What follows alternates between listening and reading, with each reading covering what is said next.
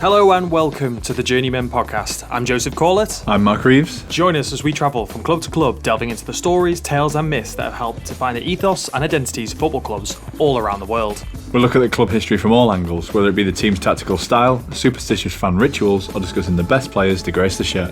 From our base in Berlin, we aspire to give clubs of all sizes the platform to discuss their greatest triumphs and toughest heartbreaks. We'll take you through fascinating untold stories with tales of heroes, villains, promotions, relegations, and everything in between. And here we are for our third episode, part one of our third episode. Last time round, we were talking about HSV, Hamburg Sportverein. We'd like to say a quick thank you to all the people who got in touch, the fellow Hamburg fans who gave us a lot of lively feedback. And apart from that, we'll be jumping into our third team around the globe. Also, quickly, everyone who entered our Hamburg shirt giveaway as well. Thanks to everyone there. It was really good. It was lovely to give out a beautiful Hamburg shirt from last year. So now that brings us to the big reveal. Who are we going to be focusing on this week? Well, I think if you remember last time, the clue we gave you were that Hamburg faced off against this team in the 1983 UEFA Super Cup. And that team was none other than Scottish Premier League team Aberdeen. It was indeed, winning 2-0 against Hamburg. However, Hamburg would get revenge 20 years later, maybe not so much properly revenge, in a friendly 3-2 to celebrate Aberdeen's centenary year in the March of 2003. You can't call that revenge, I don't think. Well, Aberdeen are known as either the Dons, the Dandies, or just simply the Reds. You know, my traditional PES link doesn't quite work that well with Aberdeen, sadly, because they've only been in PES since 2019, and when they have, they've been licensed. So if you're a fan of PES, it's Aberdeen FC. Nice and simple, I guess. But as we like to do just before we jump into the team, we give a little insight into what we knew about the team prior to jumping into the research and jumping through this podcast. I myself, as a Liverpool fan, was scorned by the likes of Sir Alex Ferguson, and I knew that he'd had a massive impact up in Aberdeen before moving to Manchester United. And usually that they were like the third, fourth, fifth best team in Scotland usually. Yeah, and previously to this, like, the stuff I really knew, like, not a huge amount, like you say, I knew that, you know, Alex Ferguson had been here, got European glory with Strachan and McLeish, the likes of those players, and then probably nothing in between until more sort of recent times, seeing, like, Sonny Aluko and Adam Rooney scoring lots of goals. Yeah, not a great deal. But one famous fan that I did manage to pick up on the way through this was the fact that groundskeeper Willie from The Simpsons, the animated TV show, is a fan of Aberdeen. So there's one famous fan for the Dons. Nice. There goes the final whistle. Aberdeen have won the European Cup Winners' Cup. And the celebrations now begin, both on the field and off. The referee, stops the match. Aberdeen the winners by 2-1. A rousing performance by the Aberdeen side. We like to sort of set the scene, do some location geography, and then some football geography. So we'll go for the location geography first. So Aberdeen, if you're not too familiar with it, is a city in the northeast of Scotland. It's the third most populated city in Scotland after Edinburgh and Glasgow, of course. We're going from one port city to another. It's becoming like another journeyman tradition of only covering clubs around water. I'm not sure how that's happened, but yeah. But with Aberdeen being based near the sea, they have a massive oil industry, making it one of the major ports in Northern Europe. Since the discovery of the North Sea oil in 1969, Aberdeen has been known as the offshore oil capital of Europe. Yeah, and the city is wedged between the River Don and the River Dee, which is where the city gets its name, although I'm thinking immediately it should be called Dundee, but that's another place. And it translates to literally the mouth of the River Don. From Gaelic, the Celtic word Aber means river mouth, so yeah. Aberdeen is also known as the Granite City due to the large quarries dotted around the northeast of Scotland. More than 50% of Aberdeen's buildings are estimated to have come from one single quarry, the Rubishire Quarry. I think even like the Houses of Parliament, docks in Southampton and Portsmouth, and other buildings in Swindon and Leeds have all come from like quarries in Aberdeen. So Aberdeen has really been a major part of building the UK, England and Scotland as a nation, you could definitely say. Yeah, true. Aberdeen, like a lot of cities in Europe, has endured a lot through its time. The Scottish War of Independence, where the Aberdeen Castle was destroyed, it's been rebuilt and extended, burnt to the ground. Aberdeen was also plundered 3 times in the War of Three Kingdoms, obviously bubonic plague. More recent times, the Second World War, where it was attacked 32 times by the Luftwaffe. And we've not even got to the Scottish weather yet. It definitely gives a new angle to the term the Granite City, because they've taken a lot of punishment by the sounds of it. But it's stood strong, like Aberdeen granite. Definitely. So from there we move from the location of where Aberdeen is, up in the northeast of Scotland, into some more juicy football geography and talk about the landscape of their rivals around Scotland. Yeah, so they play their football at the Pittodrie Stadium, which holds about 20,000 people. And it's amazing when you actually look at the stadium how close it is to the sea. So it's only about 500 yards. And there's just a golf course in between the stadium and then the beach. So it's known as one of the coldest grounds in Britain, and I imagine very windy as well. When we talk about some of the famous nights at Pittodrie, we'll be definitely mentioning the hailing wind in many of these videos and clips that we've managed to watch. You can see the baggy shirts of the players in the 80s just flapping in the wind as they play football at Pittodrie. But luckily as well, the stadium is used as a backup ground for the Scottish national team when redevelopment at Hampden Park has clashed with the fixture schedule. The first game being a 5-2 win versus Wales in the 3rd of February in the 1900s in a British Home Championship, which was an annual tournament of when the UK home nations would play each other.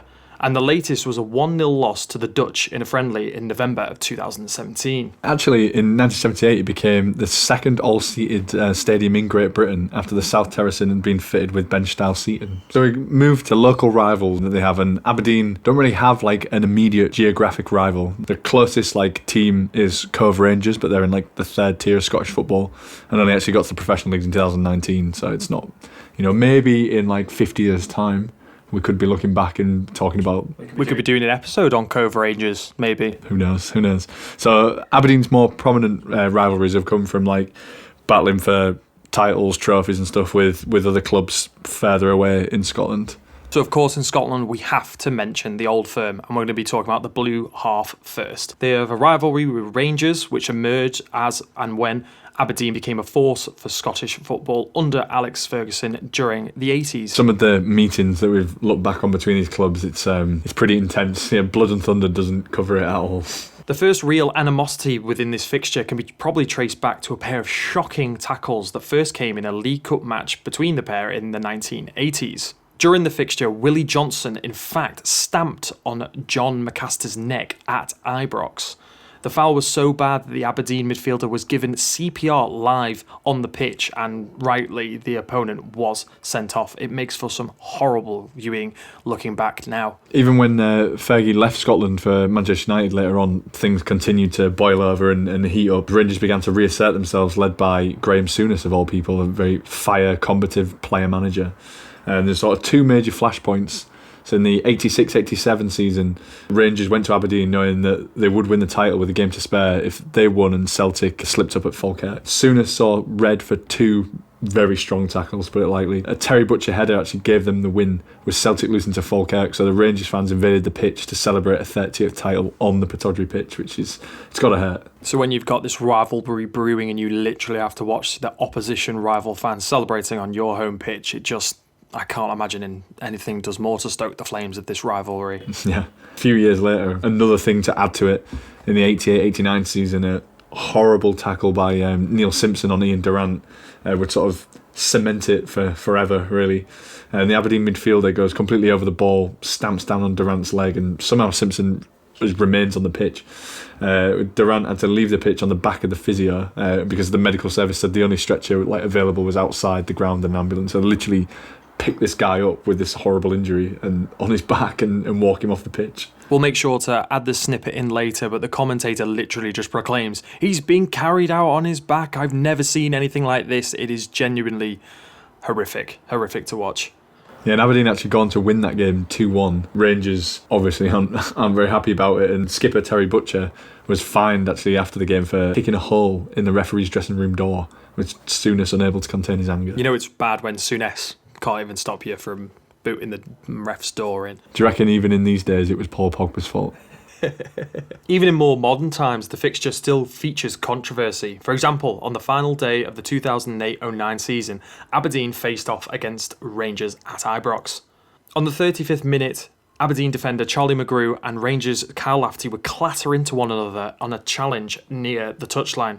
Both players squared up to one another, and then Lafferty collapsed to the floor holding his face. Yeah, it's a pretty pathetic dive. Like, it wouldn't look out of place at the Olympics kind of thing. And you'll recognise it from blooper reels and Soccer AM videos and stuff at the time. It was pretty bad. The referee brandishes a red card for Mulgrew as Lafferty then winks to his teammates as the defender walks off, so sealing like this hatred even more. It's a little bit different from clattering tackles, it's a bit more modern, but yeah, it's definitely equally as devilish from the Rangers players. And since the 1975-76 season, they've played together 190 times, with Aberdeen winning 55, Rangers unfortunately winning 90, and they've drawn 45 times altogether as well. Yeah, that brings us to sort of the next rival, the new firm, not the old firm, the new firm, and this was a term first coined in the 80s to describe the fixture between Aberdeen and Dundee United, mainly because they were the third and fourth most popular cities and were the two most successful teams outside the old firm in the 80s. Although not a traditional derby, with 65 miles separating both teams, the fixture was seen as a north-east Scotland derby. However, Dundee do share a more traditional rivalry with their very, very close neighbours, Dundee FC. There's literally one street separating both stadiums. Incredible. It's a proper derby. Yeah, and like I say, like in the 80s, Aberdeen and Dundee were more than a match for the old firm, often winning trophies and things and always battling for titles. But with both teams, you know, stalwart to the Scottish game, they faced off 239 times. Aberdeen have won 96 of those games and Dundee United winning 76. However, Dundee have won the most high profile of their meetings, winning the 1979 Scottish League Cup final, which we definitely will come back to soon. During Aberdeen's most successful period, Dundee United manager Jim McLean was hell-bent on emulating and exceeding Sir Alex Ferguson's achievements, particularly in Europe. To be fair to him, Dundee runners-up of the UEFA Cup in 86-87 and Euro Cup semi-finalists 83-84, so not quite Ferguson levels, but he gave it a good go. For one of the few teams outside of the old firm, yeah, he gave it a real go. David Bowman, former Dundee United player, now coach, states Aberdeen were the benchmark. With the new firm at the time, the two of us were competing against one another. The rivalry didn't just stay like on the pitch between the 11 players on both teams. Fergie and McLean actually took part in regular five-a-side tournaments, along with like their support staff, assistant managers, coaches, whatever.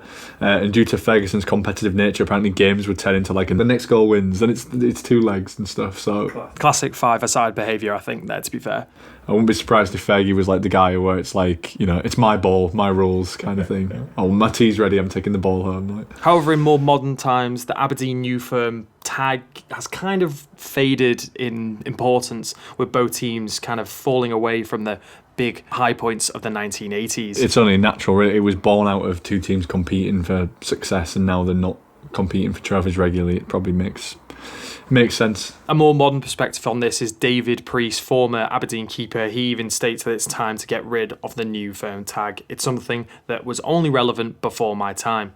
Yeah, and that sort of brings us to the third rivalry, the North Derby, which is Aberdeen versus Inverness Caledonian Thistle. And the North Derby is sort of used to emphasise the relative geographical proximity, but the two cities are over 100 miles apart, but they are both in the north, basically. The clubs first met in the Scottish League Cup tie played in the August of 1998.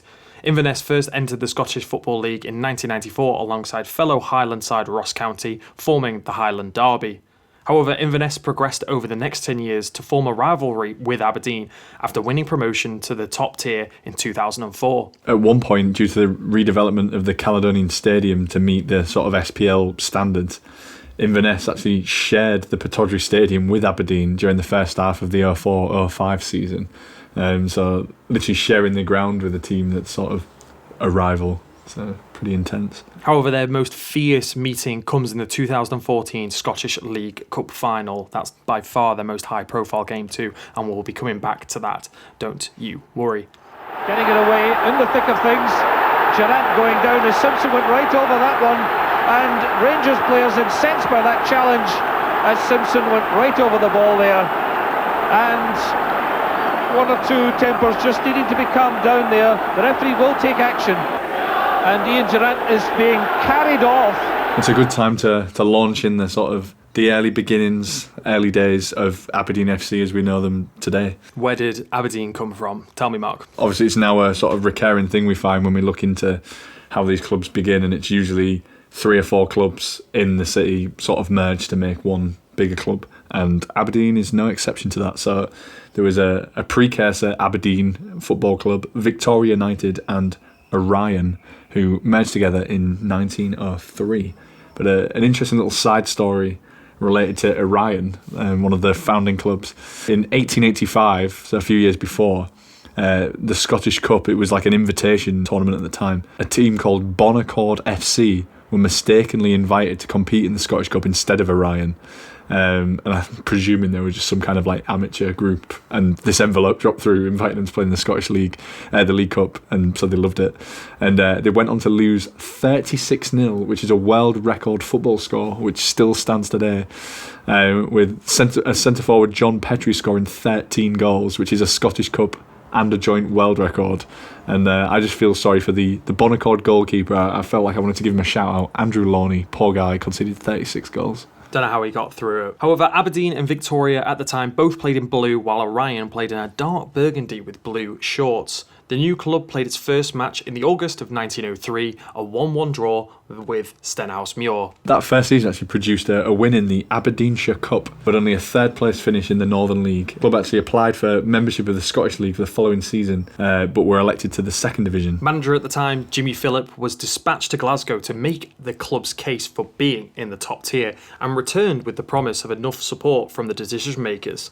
However, when the final decision was made, they were put in the second tier. Phillip, what a guy. He was actually in charge of the club basically from the beginning, the foundation in 1903, until he retired in 1924. And he's a born and bred Aberdonian. And he had a wide range of sporting interests. And he even paid for the first ever overseas tour by the Scottish international team, which is pretty cool. And randomly was a qualified referee and served as a referee at the Olympic Games in Stockholm. At the end of the club's first season, despite having finished 7th out of 12 teams, Aberdeen were now elected to join the new and expanded First Division. They remained in the top tier of Scottish football ever since. We'll come back to that statement because there's a few times that they've just managed to survive. Very big Hamburg vibes with Aberdeen in this one as well. From 1906 onwards, the club made sort of steady progress, had a Scottish Cup semi-final appearance in 1908, and another in 1911 where they actually lost to Celtic. And the strength of that team at the end of that season led to an invitation of a close season tour of Bohemia, Moravia and Poland,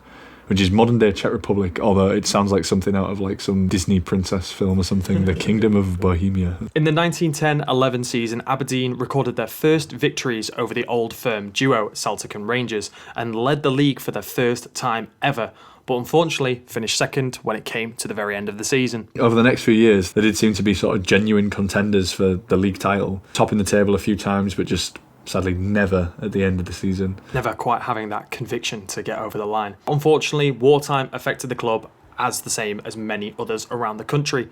Despite spending cuts by 1917, the club's situation had become untenable. The manager and the players struggled on through the early years of the war, and the team often was made up of local servicemen. But by early 1917, the strain on the finances and the lack of public enthusiasm was just too much for the club to bear.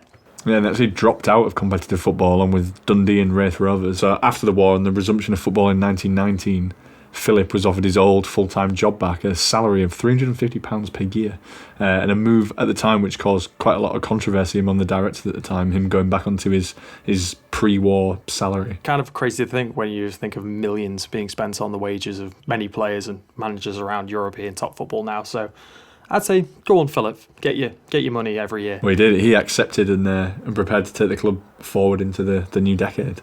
Aberdeen resumed with a fixture against Albion Rovers, and Phillip continued to oversee a team capable of isolated good results but never quite being able to sustain a long challenge enough over a season. The early 20s really was no more fruitful for him and Aberdeen than the pre-war era. But one record that was set that still stands of 2021 is Aberdeen's record victory of 13 goals to 0 over Peterhead in 1923. Massive scoreline.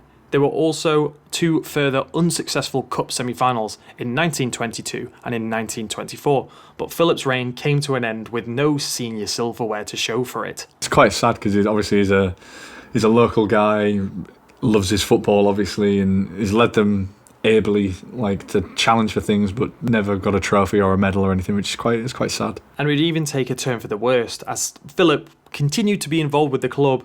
He went to meet the Aberdeen reserve team on their return from Paisley on a Saturday evening, and on the return home had a fatal seizure believed to be related to a road accident he had been involved in 3 months prior in Ireland, strangely enough. Yeah, and there was a massive attendance at his funeral in October 1930 in Aberdeen. The funeral cortege was over 3/4 of a mile in length and passed through the streets full of spectators and Aberdeen fans. You could tell he must have been a real man of the people. A lot of the people within Aberdeen must have seen a lot of themselves through him of how he guided this team in the early days of Aberdeen. However, Phillip would be replaced as manager by Paddy Travers. He presided over the team's first Scottish Cup final in 1937 on a more positive note. Yeah, and he had some interesting backroom staff, as we would call him now, in his trainer, first team coach, basically, in modern terms, was a former player called Donald Coleman. Quite an interesting little random fact is Donald Coleman actually, he conceived the dugout, a covered area set slightly below the level of the playing surface to better aid the observations of the managerial team. And this guy basically invented it in Aberdeen in the 30s. And Everton visited Pittodrie soon after it had been introduced and exported the idea to the English League. And from there, it spread through the rest of the football world. It's mad to think a little change in the scenery at Pittodrie will be exported all over world football and just become the norm as we take for granted now. I love the idea of Everton and Aberdeen fans fighting over who introduced the dugout first. However, Travers left to become manager of Clyde in 1939. And he was replaced by former Yeovil Town manager Dave Halliday. And he's one of more of 100 applicants for the role, and he's a very interesting character who has a ridiculous amount of records. And he's one of those where it's how have we never heard of this guy? And I think it's great that we find these characters and shed some light on them, I think. So Mark's going to quickly fire through these, but buckle up. There is an absolute shed ton of records and things that he's absolutely smashed. A lot of records. So let's start off. He's one of the most recent of only 2 players to be outright top goal scorer in both the Scottish and English top divisions. So that was with 38 goals for Dundee in 23-24 and 43 goals in a season for Sunderland in 28-29. He is the quickest player in history to 100 goals in English football's top division, taking 101 games to get to 100 goals, also at Sunderland, which is just mental. He's the only player to score 30 or more goals in 4 consecutive seasons in the English top division, which was achieved at Sunderland. Harry Kane's not done that. Crazy. He's scored at least 35 goals in each of those 4 seasons. It probably isn't much of a surprise, this one. He is Sunderland's most prolific goals per game striker, with 165 goals in 175 games. And his 211 goals in English football's top division with Sunderland, Arsenal, Man City ranks him as the 19th highest scorer of that level. And of the 27 players to have scored 200 or more goals in English football's top division, only Dixie Dean has scored at a more prolific rate. And to put that in a world context, he's 54th in the world with 303 goals in 396 games in Scotland and England. And only 4 players have since exceeded his top flight goal tally. And 2 of them, Cristiano Ronaldo and Lionel Messi. So it's quite good company to be keeping. It's mad to think of when you put it into more modern perspective. Every week we like watching the likes of Mohamed Salah, Lukaku, Harry Kane, Erling Haaland, Lewandowski, all over Europe, smashing goals in for their clubs. And some of them are not even close to Dave here. So it's mad. Sunderland fans, get in touch if you've got any more interesting tales about him, because he must be a stone cold legend for Sunderland, surely. Got to be. But that was his playing career, and now he's here as manager at Aberdeen. Around this time, the club moved from their black and gold strip to the now what we know as the red and white strip. Halliday had sort of barely begun his job, similar to the last manager as well. He starts working there and is another world war. So obviously halts competitive football in the UK and across Europe. For these 6 years, the club was temporarily taken over by the directors while Halliday actually went away and served in the war. Halliday's place in the Aberdeen Hall of Fame was secured after the war when he became the first manager to bring national trophies to Pittodrie. Aberdeen won the Southern League Cup in the 1945-46 season, beating Rangers 3-2 at Hampden in front of a crowd of 135,000 people. Amazing. 45-46 Southern League Cup was actually the 6th and final edition of this regional wartime tournament. But the one sad thing is, even though this was the last edition of the competition, the trophy itself was used again for the 1946 Victory Cup, which was only played a few weeks later. I'm guessing the SPL were short on a bit of money after the war, like everyone, so they reused this trophy, which was won by Rangers in the Victory Cup. So therefore Aberdeen win their first trophy but only get to keep it for like a week, 2 weeks or something. Clearly the Scottish government were running out of metal from all the planes and bombs they had been making, so they had to reuse the trophy probably. What a shame for Aberdeen though. They would go on to reach the 1947 Scottish Cup final, defeating Hibernian 2-1 with George Hamilton, signed from Halliday's former club Queen of the South, scoring to gain the club's first major trophy. Pushing on from this early success, Dave Halliday's side reached 2 more Scottish Cup finals in 1953 and 1954. However, they did lose both. Bigger things were cooking in there. 1954-55, Aberdeen win their first Scottish League title under Halliday. Even though they were league winners, the club didn't actually get to participate in the first ever European Cup, because Scotland's place was awarded to Hibernian, who took part by special invitation. This special invitation came from the sports magazine L'Équipe in France, as this was the initial first ever European Cup tournament, and they were just inviting one team from as many nations as possible, and luckily for Hibernian, they were chosen from Scotland. I don't know why they overlooked Celtic and Rangers, because they were still the powerhouses of Scotland even then. You've got to feel for Aberdeen. Like, they had their first ever trophy took off them after 2 weeks, and then they win the league, and you know getting excited, you might be playing European football, and then they invite a team that finished 5th. So, it's been pretty good. Celtic actually beat Aberdeen on both occasions during the season, losing 2-0 and losing 2-1, while Rangers triumphed once. Aberdeen, however, did hammer them in the home fixture at Padordery 4-0. One thing that stands out to me is just poor Stirling Albion at the foot of the table in 16th, who had 2 wins from 30 and only 2 draws as well, so lost 26 games. Scored 29 goals but conceded 105 to give them a goal difference of minus 76. And you know what the best thing is? They didn't get relegated because the division was being increased to 18 teams. So very lucky Stirling Albion got to stay in the division with that record. It just reminds me of that Simpsons meme where it's like, stop, he's already dead. It's just like, poor Stirling Albion. Do you think they just wanted a break and maybe to win some games in the division down below? And the SPL were just like, nope, you're staying up here and you're getting an extra beating for the next 12 months. This complete punchbag. But Paddy Buckley was the goal scorer for Aberdeen in this title winning season. He got 17 league goals, actually 29 in all competitions. And he'd actually joined Aberdeen for £7,500 2 years earlier in 1952.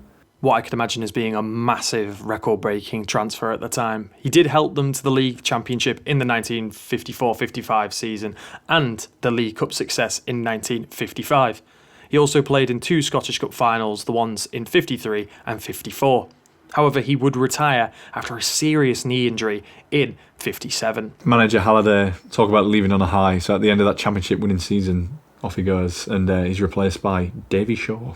As mentioned, Aberdeen would win the 1955 League Cup under his guidance, beating St Mirren 2-1 at Hampden and finishing second in the league, runners-up to none other than Rangers. It's the rivalry early forming there. In the League Cup final, Graham Leggett scored the winning goal for Aberdeen and scored 29 during that season.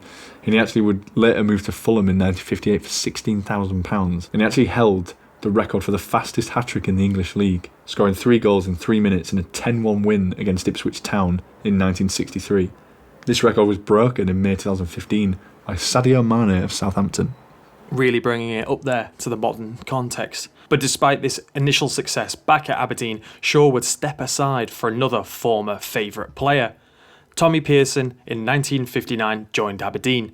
His time in charge coincided with a high turnover of players and yielded next to no trophies. He then retired in 1965 and made way for Eddie Turnbull. Turnbull would lead Aberdeen to the 67 Scottish Cup final, where the side was defeated 2-0 by legendary manager Jockstein's Celtic. Interestingly, Aberdeen fielded the only non-Scottish player during this game, Danish international Jens Peterson. He arrived at Padordery from the Danish club Ellsberg, where he had played as an amateur and initially struggled to make an impact in Scotland. After new boss Eddie Turnbull took over, Peterson began to make his mark at Padordery, and Jens developed into a top draw defender. And after the 1967 Cup final, he was appointed as club captain for the following season. What a turnaround. Despite the loss in the cup final, Aberdeen would qualify for the European Cup Winners' Cup in the following season, thanks to their appearance, because I think Celtic obviously had already qualified from winning the league. So finally, they're going to get some European football for the first time. Those fans on those European away days for the first time. Well, I mean, what a great first tie. So they beat, on aggregate, KR Reykjavik 14-1, although they would lose the second round, sadly, against Standard Liège 3-2 on aggregate. But to win your first European game 14-1 on aggregate is still quite an occasion. What an introduction. And an away day to Iceland, which personally I wouldn't complain at, so And then losing to Standard Liège in Belgium, well, go and get some nice waffles to deal with the loss on aggregate, unfortunately. I'm sure they had plenty of the nice Belgian beer as well. 2 years later, Aberdeen reached the Scottish Cup final again, and this time it proved to be more successful. Yeah, and the star of this run to the Scottish Cup final, of course, is Aberdeen's Derek Cuptie Mackay, who actually recorded the only 4 goals of his Aberdeen career to help the team win the 69-70 Scottish Cup. And he scored the winning goals in the quarter-final, semi-final and 2 in the final itself. And prior to this, he'd actually only scored 1 league goal in his whole career. But sadly, he would leave Pittodrie just 3 matches after the final with a row over bonuses. But talk about important time to score the goals in your career. It's pretty impressive. In the final, Celtic were once again the opponents, and this time Aberdeen recorded a 3-1 victory. Derek Mackay's 2 crucial goals came in the 83rd and the 90th minute to win it for Aberdeen. Think of the drama. So like Aberdeen are 1-0 up after 27 minutes and go 2-0 83 minutes. Celtic score 89 and then Derek Cuptie Mackay is there again to silence the Celtic fans 90th minute. I can only imagine for those Aberdeen fans that encapsulating, you've won it now, 90th minute, 3-1, here we go, we've beaten our old rival in Celtic. What a feeling it must have been to be in the stands that day. But in the very last minute, Mackay whipped in Aberdeen's 3rd goal, a 3-1 victory. Celtic had hoped to add the cup to their Scottish League and Scottish League Cup triumphs. It was a remarkable but well-deserved victory for Aberdeen. Yeah, and as Scottish Cup holders, Aberdeen once again qualified for the same European competition, but were eliminated in the first round this time following a 4-4 aggregate tie with Honved from Hungary. This tie was incredibly unique, seeing as the game finished level after extra time, and it was also level on away goals, so it was decided by the first ever penalty shootout in UEFA competition history. But unfortunately, Honved won the shootout 5-4. The Aberdeen side of the 70s would regularly challenge for domestic honours, but would rarely win the trophies, with the exception of one competition, the Drybrough Cup in 1971 and the League Cup in 1976, both against Celtic and both ended 2-1 to Aberdeen. So now to give a little context on what the Drybrough Cup was. It basically was a tournament set up by the brewery, the Drybrough Brewery, to get around the rules about naming a Scottish footballing competition, which the Scottish FA wouldn't allow. So, they just set up their own tournament and just went, well, we will do this anyway. Fair play to him, It's like the Emirates Trophy vibe to it. Or the Audi Cup.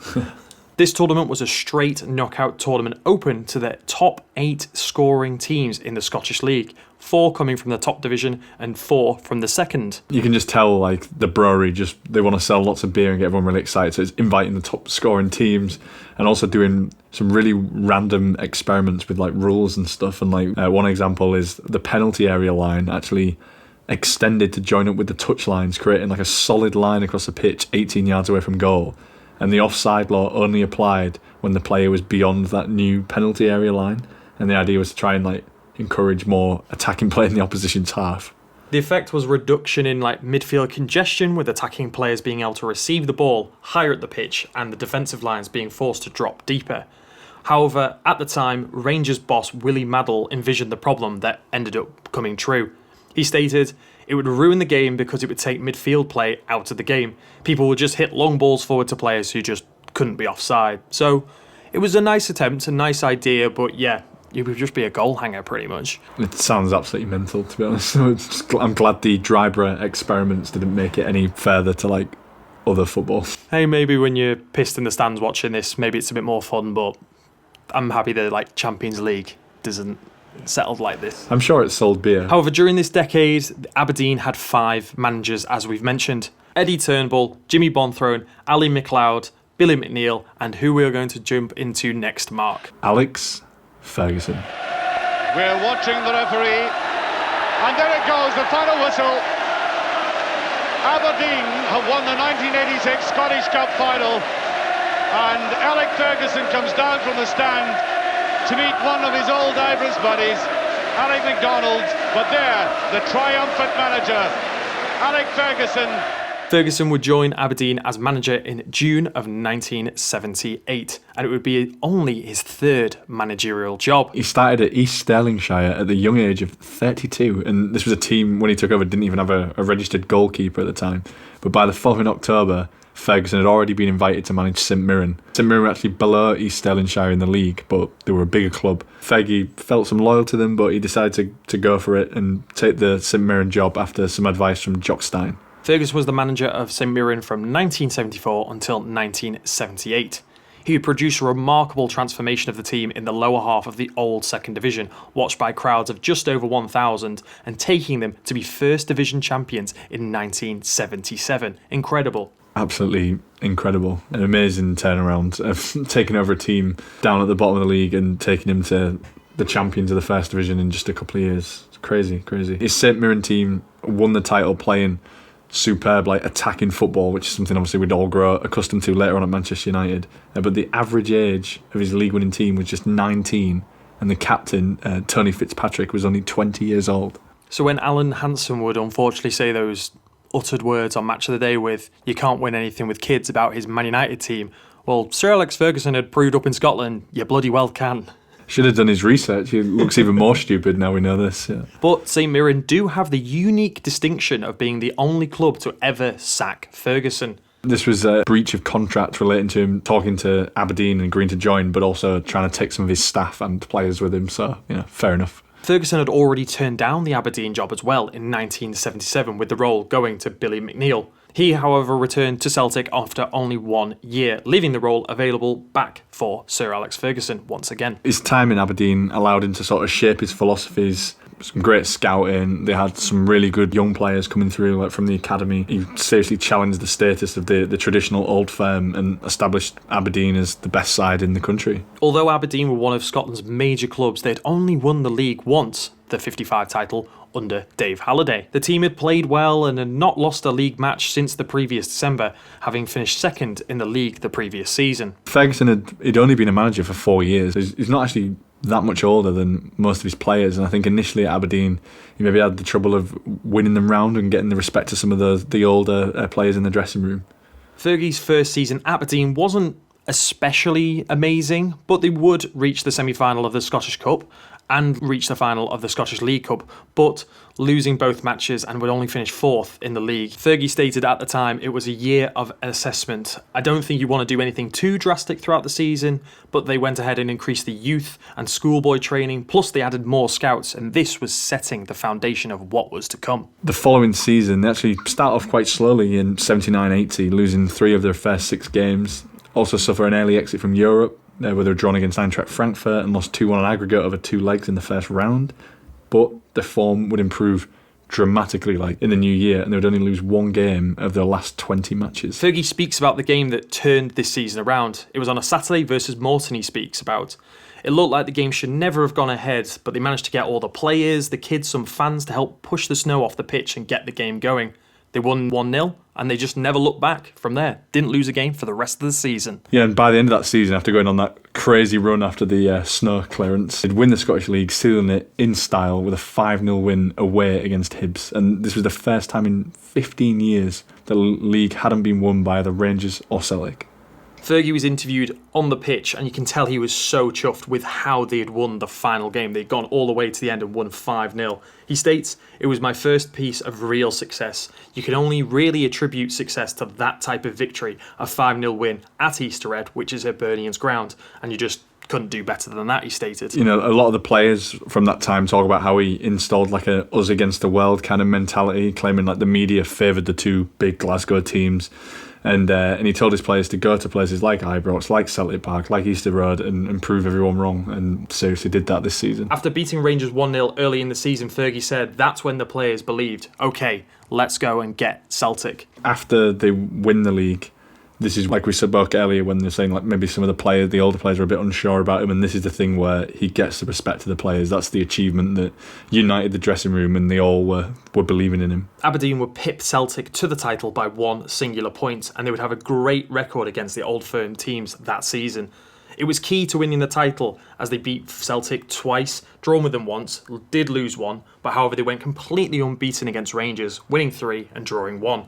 You look at their stats from that season, they're scoring 68 goals, unconceded 36, gives them a really good plus 32 goal difference and qualification for the European Cup. Fergie stated about that season, the only thing that mattered was about beating Rangers and Celtic, because if you don't beat them, you're not winning the league. It's simple as that. The guy that would fire them to the league and in those games against the Old Firm teams is Steve Archibald, and he scored 22 goals that season. That's actually one of 4 players that made into double figures. But Archibald would have a ridiculous career, and he'd actually leave Aberdeen straight after the title win to go to Spurs, and they paid $800,000 for him, which is a lot of money at that time. And in his first season at Spurs, he'd finished the top goal scorer in the First Division and won the FA Cup.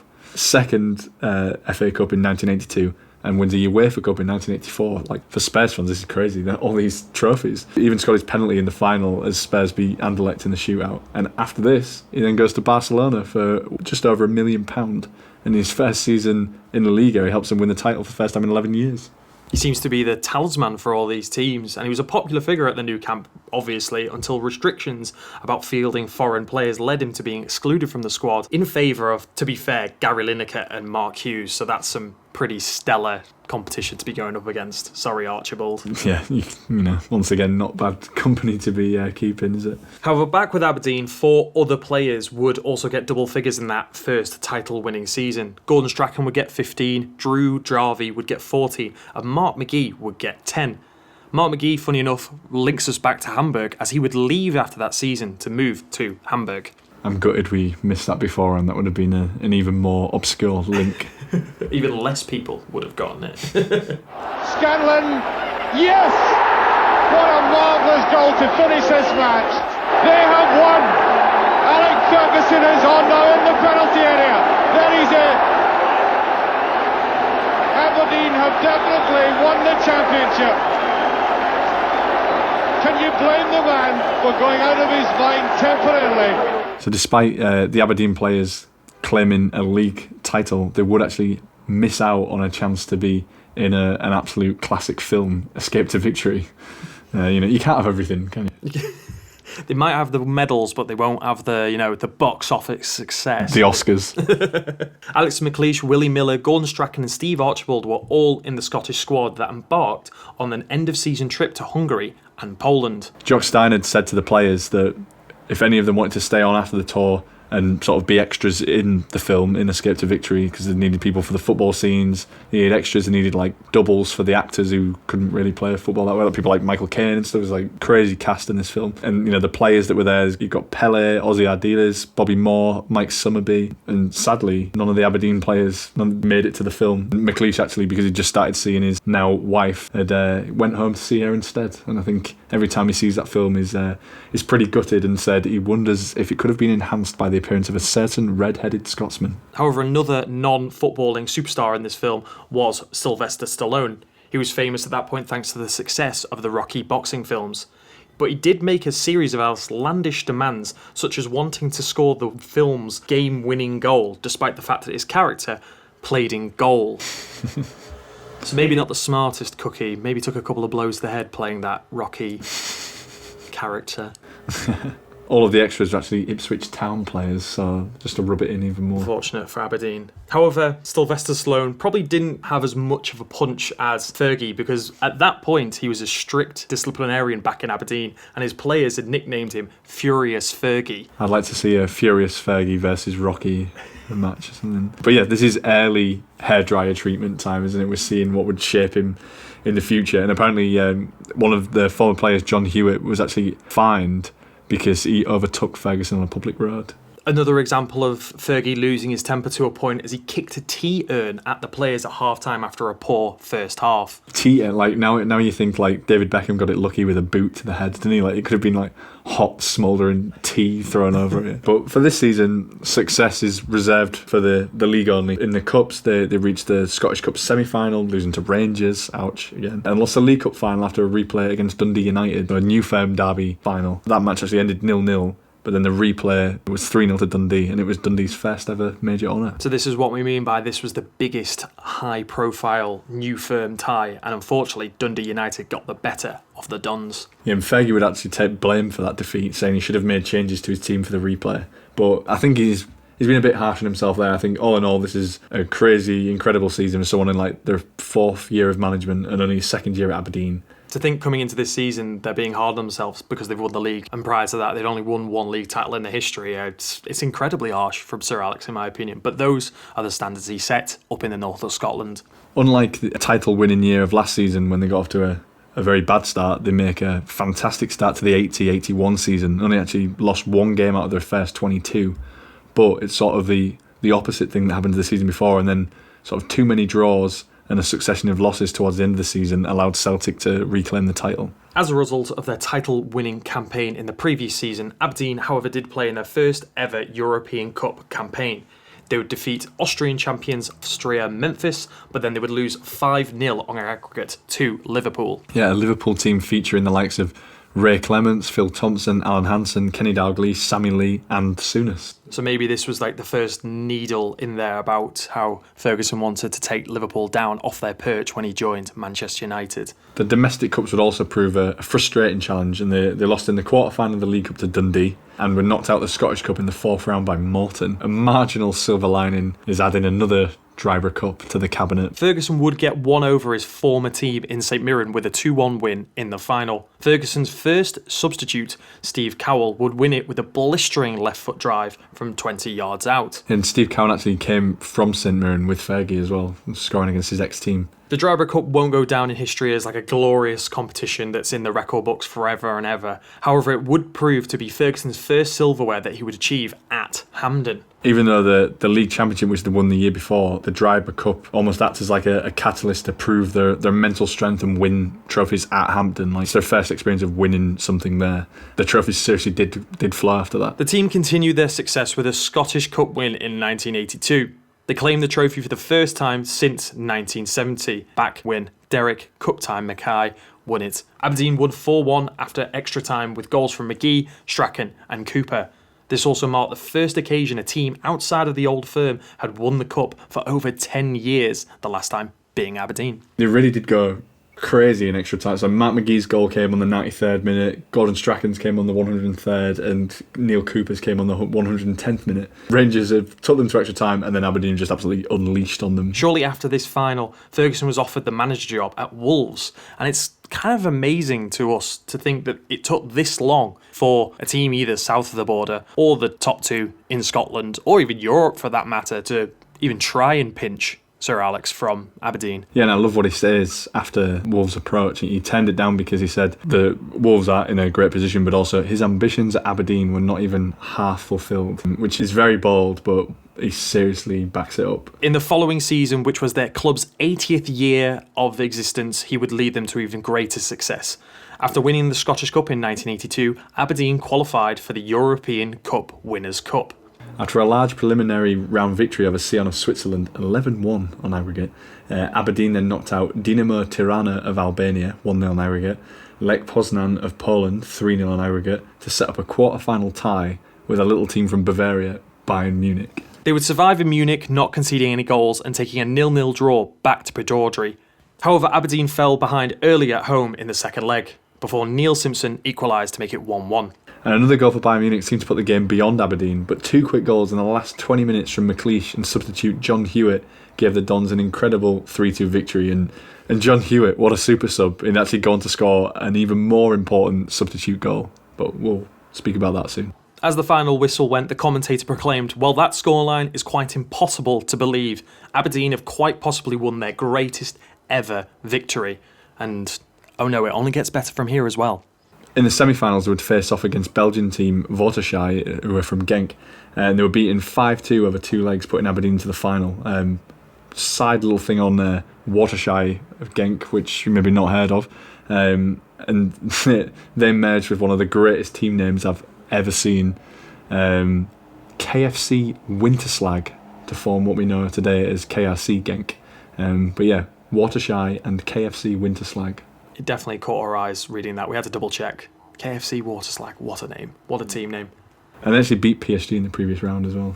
In the first leg, Aberdeen got off to a dream start as Eric Black opened the scoring with barely a minute and a half on the clock. 3 minutes later, Pittodrie erupted as the Dons scored again. Midfield dynamo Neil Simpson again finding the net with a fierce drive.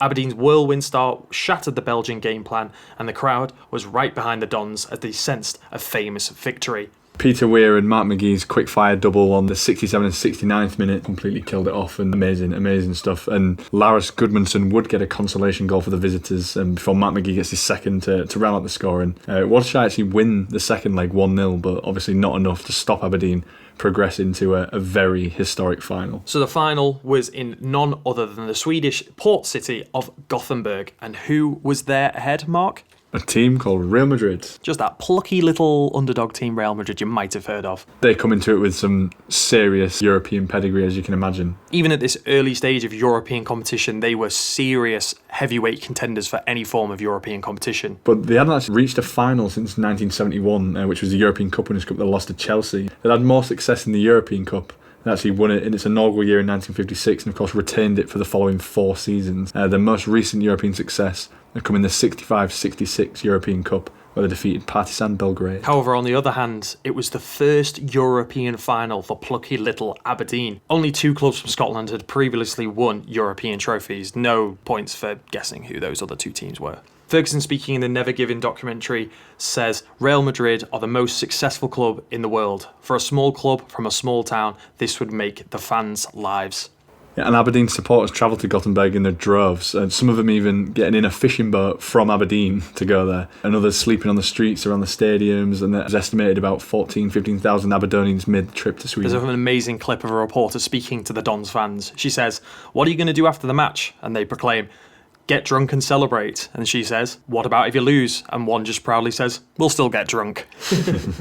It really was the talk of the town. All the guys spending all their money going to watch Aberdeen on this amazing European journey all the way to the final. Apparently, like, you couldn't go in like a hairdresser's or any other shop without people overhearing women say, like, you know, we're not going on holiday this year because he's off watching some game in Sweden. Prior to this massive European final, we got an insight into how seriously Fergie would take the game.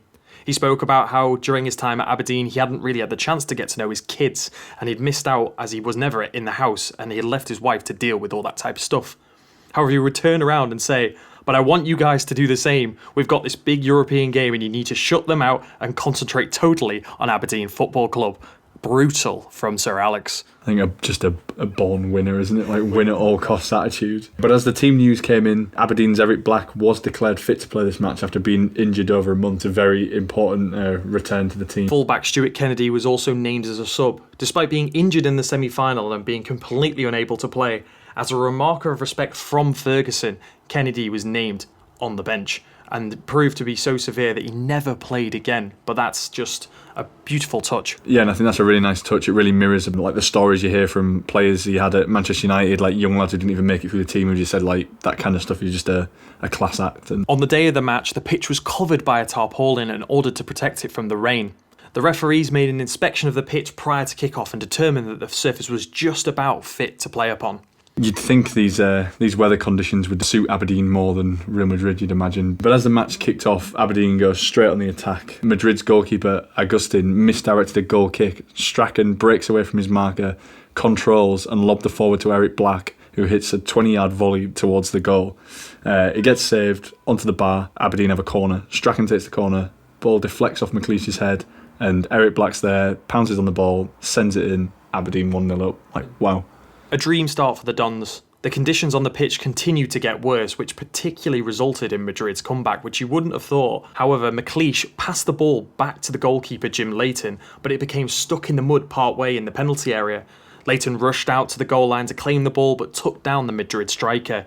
A penalty was obviously awarded, and Real's captain Juanito scored the penalty to put Madrid level. When I first read the quote from McLeish where it says the weather deteriorated and this partially resulted in Madrid's comeback, I was thinking, it's the same weather for both teams, you can't use that excuse. And then you see like the ball just stops in a big pile of mud. So yes, very unfortunate. But for the second half, teams are equally matched and sends the game to extra time. The winning goal would come in the 112th minute. Mark McGee took the ball down on the left wing. He crossed it towards super sub John Hewitt, as we've already mentioned, threw himself into the path with a diving header and connected with it to put Aberdeen ahead. Yeah, so he's come on as sub and scored in the Bayern game and now the final, which is just brilliant. He pulls himself out of the thick mud and goes running off to the fans. The second tier of the Swedish stadium full of the Dons fans is going absolutely mental. Aberdeen became only the third Scottish team to win any sort of European trophy and is arguably a greater achievement than anything he ever followed up at Manchester United. I mean, you could easily retire at this point of like what he's done so far to then know that he goes on and wins like God knows how many Premier League titles, Champions League, like it's crazy. Ferguson stated after the game he had done something finally worthwhile with his life. There's a great quote from Real legend Alfredo Di Stefano after the game, and he said, the better teams won and Aberdeen have what money can't buy, a soul and a team spirit built on family tradition, which is a very nice quote. Simpson, Weir and Rugby are all in there for Aberdeen, and McLeish has come up late and the goal is there. And it's given by Black. Aberdeen ahead inside 7 minutes. That's a good ball from Peter Weir. And now Aberdeen with McGee making the break. And Hewitt waiting in the middle! Hewitt! So you would think with this European triumph in the forefront of all these fans and all the players, you would think it's time for them to settle off for the summer break and enjoy their winnings. However, no. Just 10 days later, Aberdeen travelled to Hampden for the Scottish Cup final against none other than Rangers. Yeah, no time for any rest at all there, is there? Aberdeen would actually win the match 1-0. Eric Black scoring an extra time goal, and the amount of minutes these players are putting, like every game seems to go to extra time as well, so they must be absolutely knackered. But yeah, helps them to their second trophy this season, so they've got 2 trophies, third place in the league. Just wow, what a season. And talk about goals as well. You've got Matt McGee on 27, Strachan gets 20 from midfield, Eric Black 19, 6 players altogether in double figures. Fergie had built upon the momentum started with Ali McLeod and the smart signings from Billy McNeil to cap off a tremendous season for all the Dons. Following their triumphant season, Alex Ferguson received a host of letters from players, managers from Scotland and England congratulating him and Aberdeen on their success. Most notably, one came from Bob Paisley, who at that time was manager of Liverpool, stating, "Congratulations, you've done us proud." A little bit of foreshadowing there for what would come during the 90s. Yeah, and you'd be forgiven for thinking that 82-83 season would be seriously hard to top. How do you better that? But Fergie had different ideas for the 83-84 season. Spoiler alert, but they would compete in 5 competitions over the course of the season, winning 3 of them and reaching the semi-finals in the other 2. So we've got Scottish Premier Division, first place, Scottish Cup, winners, Scottish League Cup, semi-final, UEFA Cup Winners' Cup, semi-final, UEFA Super Cup, winners, another European trophy. Aberdeen won their 3rd Scottish League Championship, beating Celtic by 7 points and only conceding 21 goals all season. As well as that, they also retained the Scottish Cup for the 3rd straight year. Aberdeen beat Rangers 1-0 after extra time in the Scottish Cup final, thanks to a 116th minute winner from Eric Black. That man again. Fergie's post-match was ruthless as ever, however. While the fans cheered and celebrated their players on the pitch, a TV reporter went quickly to interview the winning manager. I'm literally going to read this verbatim because there's no way to do it justice. The reporter asked Sir Alex, "Many congratulations for winning the Scottish Cup for the 3rd time, but it was close." Fergie turns around and says, "We're the luckiest team in the world. We were a disgrace of a performance. Miller and McLeish have won the cup for Aberdeen. Miller and McLeish played Rangers by themselves. A disgrace of a performance. I don't care about winning cups. It doesn't matter. Our standards have been set a long time ago. I'm not going to accept that of any Aberdeen team. There's no way to take glory from that." At that point, the reporter timidly just asks, "Can you give a reason for why the disappointing performance then?" And he just turns around and says, "Couldn't they? If I could open up their minds, you'd be able to find it out yourself." So as brutal as ever from Sir Alex. Very brutal, very high standards, obviously. Never wanted them to slip, even though, they've had another ridiculous season. Fergie speaks about this in the most recent Never Give In documentary and says, "I don't know why I even did it. I guess I wanted this to be the moment we set ourselves as the best team Scotland had ever had. Not just the best team in Scotland, ever. All time, the GOAT, however you want to say it, the best of all time." Going about it the right way, winning European trophies. So the European Super Cup. And this was a two-legged match contested between the European Cup champions, at this point, Hamburg, and the European Cup Winners' Cup, Aberdeen. And the match was 0-0 in the first leg at the Volkspark Stadion in Hamburg. And in the second leg at Pittodrie, Aberdeen added their second European trophy with a 2-0 victory. Goals would come from Mark McGee and Neil Simpson. Thus, Aberdeen became the first Scottish team to win the UEFA Super Cup and the only Scottish team to win a European trophy at their home ground. However, they couldn't repeat their Cup Winners' Cup exploits of the previous season, as they would lose 2-0 to Porto on aggregate in the semi-final, so still making a good old effort off at it and doing a European run. Yeah, I think there's no shame in getting to the semi-final again. All that in itself is also a great achievement. So obviously, by this point, clubs have started to sit up and look at what this guy's achieved. I think he's got the attention of England and Europe, and even the Queen, who named him in a New Year's honours list. Offers came in from Arsenal and as well as Rangers, who of course Sir Alex played for in his playing career, so I'm astounded that they didn't think, well, there's this lad who used to play for us and he's doing amazing things at Aberdeen. We'll pinch him off a rival, quiet them down, and we'll get all this beautiful success. Don't know what they were thinking, personally. Yeah, and he'd keep adding trophies to the cabinet, and they did retain the league title in the 84-85 season, powered by their new signing up front, Frank McDougall. He would actually score 24 goals in his debut season at Pittodrie. And he joined from St Mirren for a fee of just £100,000. 22 league goals, 24 in all competitions, and the top goal scorer in the SPL, including a hat-trick as Aberdeen clinched the title with a 3-0 win at Hearts. Aberdeen would win the top flight with a record points haul of 59 from a possible 72. And they absolutely destroyed the league. 89 goals scored, only 26 conceded in 36 games, only losing 4 games. Goal difference of plus 63. And you've got to feel sorry for Morton at the bottom there. They conceded 100 goals. The goal difference of minus 71. It also marked the third consecutive year a team other than Celtic or Rangers had won the Scottish title, the only time this has ever happened, with Dundee winning 1 and Aberdeen winning 2. But as of 2021, this is the last season that a team other than the old firm has won the top level of Scottish football.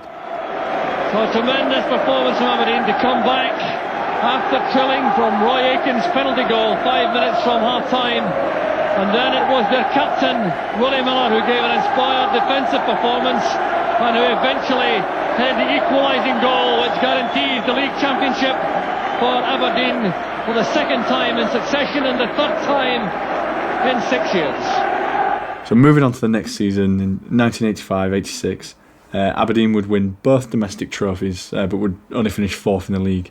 But Ferguson had been appointed actually to the club's board of directors in early 1986. But in April, he told chairman Dick Donald that he intended to leave that summer. I love the fact he's been appointed to the club of directors. This is proper football manager, completed it, mate. In typical football manager style as well, he would join the Scottish national team as part of the coaching staff too. This was during the qualifying stages for the 1986 World Cup, but manager Jock Stein unfortunately collapsed and passed away in the September of 1985. This happened at the end of the game in which Scotland qualified from their group for a playoff against Australia and therefore also the tournament in the summer. Ferguson actually agreed to take over the national team against the Australians, and then when they won that game, subsequently at the World Cup as well. Very football manager. So to allow him to fulfil his international duties, he appointed Archie Knox as his co-manager at Aberdeen. However, after Scotland failed to progress past the group stage of the World Cup, he stepped down as national team manager. Around this time, obviously, we spoke about that interest once again.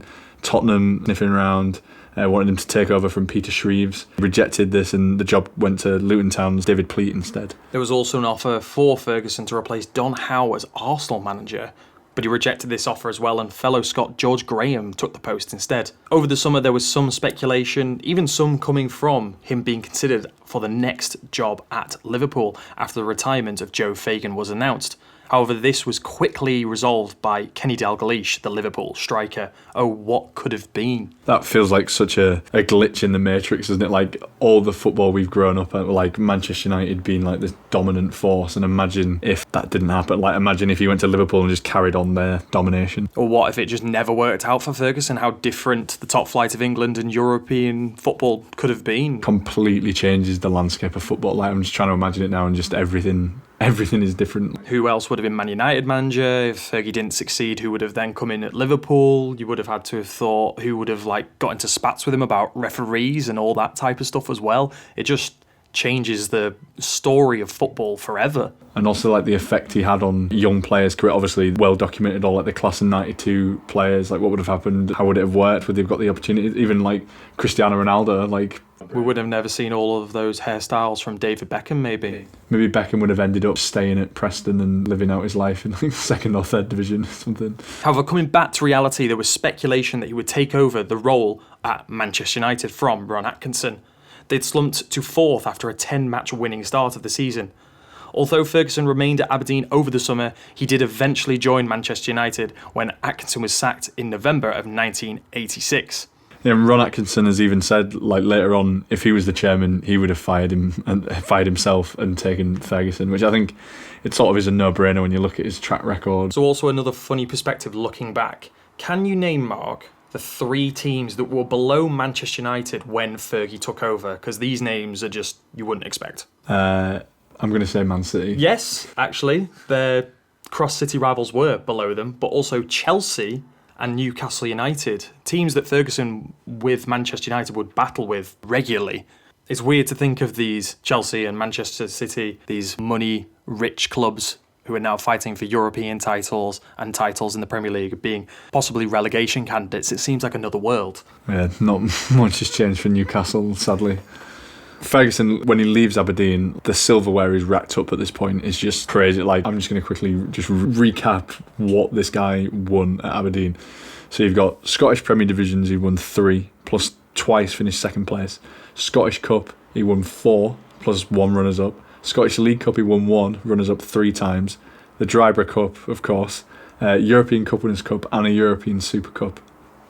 Crazy hot. Like, most managers will not achieve this in their full career, like no chance, and he's done this at the early point before he does even more ridiculous stuff. In his third job in managerial career. It's absolutely insane. Now we've like properly looked into it, I appreciate it even more, and I think arguably, even though he does amazing stuff at United, like this stuff is just off the scale. The European Cup Winners' Cup with Aberdeen is like well up there. You know, people going about like the 99 Man United treble and stuff, but like that is amazing, I think. Literally since Ferguson left Aberdeen, no one has taken the fight to the old firm. I think that says it all, the fact since like Aberdeen won that last league title, no one else has ever beaten Celtic or Rangers. Well, we all know what happened next in his career, and if we would need another hour to list all the other achievements and titles he won at Manchester United, it personally hurts me a little bit, so I don't want to talk about it too much.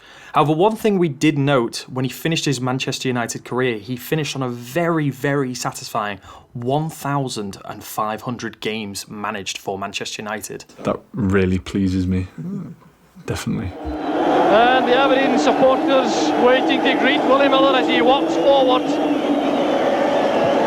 Dr. Franchi about to hand over the trophy. Carlos Santillana, the beaten Real Madrid captain, looks on as Willie Miller holds aloft the European Cup Winners' Cup, backed by that squad of players which really didn't have a weakness tonight. Some tremendous individual performances, one of them by Neil Simpson holding a trophy now. So as the Ferguson era comes to a close, it's the perfect time to sort of round out part 1 of our Aberdeen episode. In our upcoming next part, we have the return of a legend, the club's first and only foreign manager, and European ties against some of Europe's elite, and of course looking ahead to the future for Aberdeen Football Club. In the meantime, I hope you've enjoyed this listen, and get yourselves on social media, because to promote our second part, we're going to be giving away another shirt, a new Aberdeen shirt for this season. So get yourselves retweeting, liking, following and sharing with your family and friends to try and win that, and we'll see you again next time. So as Mark has just mentioned there, make sure to share, as everything you do helps the podcast grow, helps with the algorithms and all that, especially on Apple Music. If you could rate 5 stars, that'll help us tremendously, and thank you very much. So apart from that, we've been the Journeymen podcast here with Aberdeen. I'm Joseph Corlett. I'm Mark Reeves. See you all next time for part 2 here at Padaudry. See you next time.